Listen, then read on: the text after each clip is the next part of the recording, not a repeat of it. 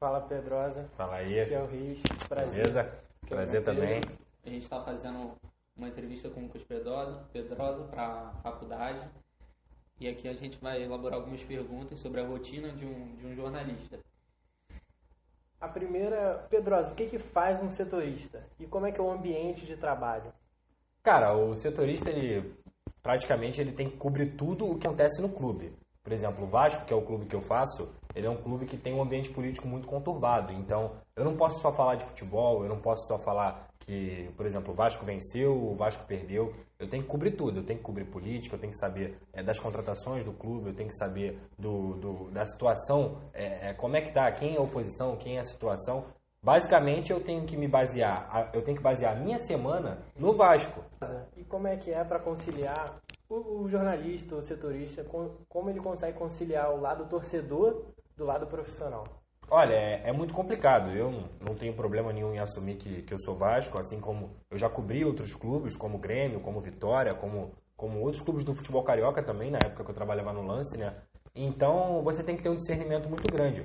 Porque quando você entra na profissão, você tem que entender que não cabe mais um sentimento de torcedor. Você tem que ter muita responsabilidade com o que você diz. Quando você é setorista, você está no dia a dia, no contato com aquelas pessoas, entendeu? Então, eu não tenho como falar assim, tal jogador é horrível. Eu não posso fazer isso, entendeu? Até porque eu tô falando para milhares de pessoas. Eu sou formador de opinião. Eu não posso queimar um cara dessa forma. Eu posso fazer análise em cima do cara, análise em cima do clube, análise em cima do momento. E com fatos, com dados, com apurações, fazer uma matéria completa, dar opiniões formadas. Mas o lado torcedor, ele não em momento algum. É óbvio, quando você é torcedor e cobre um time, é muito mais fácil porque você conhece aquilo ali, você vive aquilo ali, você sabe como é que é o sentimento do torcedor. Até para você escrever uma matéria, você sabe, o torcedor do Vasco está pensando dessa forma, mas a gente pensa dessa, ou a gente pensa igual. Então é importantíssimo a gente saber separar, porque infelizmente na imprensa brasileira muita gente acaba ainda misturando o lado torcedor com o lado jornalista.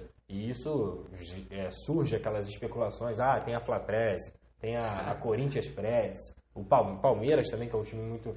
Então o que a gente tem que mais fazer, cara, é ter responsabilidade com o que a gente diz e saber qual é o momento de ser o jornalista e de ser o torcedor. Até porque, é o que eu sempre digo, não é problema você torcer para um time. Quando você torce para um time, quando você começa no jornalismo, é porque você torceu para algum time. O futebol, ninguém gosta de futebol. Eu gosto de futebol. Você gosta de um time, você gosta de um jogador, entendeu? Então, não tem problema nenhum. Até por isso mesmo eu assumo. Só que você tem que ter responsabilidade de saber discernir essas duas coisas. Pode ser. Como é que você faz para sempre se manter bem informado e dar as notícias do Vasco em primeira mão? Porque, por exemplo, eu sou flamenguista. Só que, lá no meu Twitter, às vezes tá lá, Lucas Pedrosa. Porque todo mundo retweetando as paradas que tu fala e, tipo assim, eu só vejo você, cara. No Twitter, só dá notícia tua, cara. Assim, não é 100%, né? Até porque tem outros veículos muito competentes, o Globo Esporte, o próprio Lance também e outros, ESPN também. Só que, realmente, é uma coisa que eu venho me empenhando muito, é o que eu te falei, cara. A gente fica 24 horas ligados, a gente faz relacionamento dentro do clube. Porque o jornalista, ele não tem que se cercar só de informações oficiais. Eu não posso esperar o Vasco anunciar um jogador. Eu não posso esperar o Vasco me dizer que o salário está atrasado. Porque isso não vai acontecer, entendeu? Então a gente tem que se cercar de fonte, buscar pessoas. O que eu faço quando eu estou sempre ali em volta do estádio? Eu conheço gente... As pessoas me procuram também, porque você começa a aparecer. E aí é todo um relacionamento que você constrói e que demanda tempo, e que comigo foi até muito rápido, mas geralmente demanda muito tempo, para notícias chegarem até você também, entendeu? Obviamente, as notícias só chegam porque você trabalha, ninguém dá sorte, entendeu? Então você também busca, por exemplo, se um dirigente fala para você assim, a gente está em busca de um volante, essa característica é essa aqui. Você começa a mapear o mercado, e aí eu, por exemplo, já sabia que o Raul era um jogador interessante, nas características que o Vasco queria. Então você chega e pergunta pro dirigente ou para quem estiver ligado, Raul, ele fala sim ou não. Se ele falou sim, você dá notícia. Se ele falar não, você segura. Questão do Arouca também, que é outra situação que estava muito em pauta no Vasco. Chegou até mim, Pedrosa, Arouca tá vindo.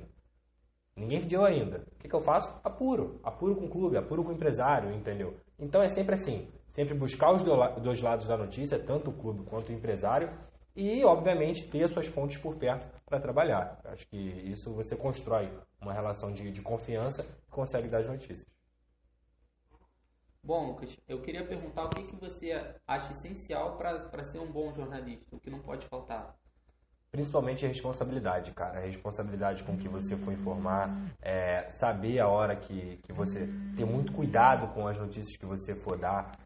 No mundo de rede social hoje que a gente vive, ele é um mundo em que qualquer coisa que você poste, ele generaliza, vai embora, porque as pessoas printam a tua matéria, colocam no WhatsApp, compartilham no Facebook, compartilham no Twitter. Então, responsabilidade, cara, porque eu acho que a gente não tem direito de iludir as pessoas. A gente tem que ter, sempre prezar pela verdade. Então, o jornalista ele tem que fazer isso. Um trabalho de apuração, em toda notícia, ele tem que ser o mesmo. Ele tem que ser ouvir os dois lados. Você pode ter sua fonte, mas você tem que procurar ouvir os dois lados. Então, quando a gente veicula uma notícia, muitas vezes o jornalista erra também. É normal você errar, porque às vezes uma pessoa que você confia muito erra também, não tem a informação correta, te passa, você confia na pessoa e dá. Por isso que é muito importante, porque a gente, como eu disse, é formador de opinião.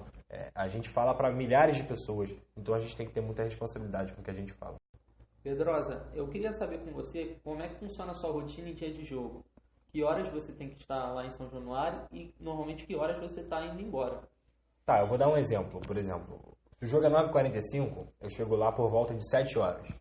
E aí eu começo a fazer o pré-jogo, eu começo a mandar material aqui para a TV, por exemplo. A gente está lá no Bar do Patrick, que é o conhecido como Bar da GDA, e a torcida começa a explodir de cantar, faz um vídeo maneiro. Aquilo ali é conteúdo. Aquilo ali, se for muito bom, a gente consegue rodar na TV inteira, entendeu? E aí a gente manda, galera, esse vídeo aqui, pum. Ou posta no Twitter, ou a galera que usa no site do Esporte Interativo. Eu faço o pré-jogo. E até uma matéria recente que eu fiz, aquela do Eurico, que eu acabei gravando com segurança dele, apontando uma arma pro torcedor, aquilo ali faz parte do meu trabalho, entendeu? Aquilo ali é um feeling, eu ficar ligado em tudo que acontece. Então aquela imagem ali rodou na ESPN, rodou na UOL, rodou aqui no Esporte Interativo, em todos os programas.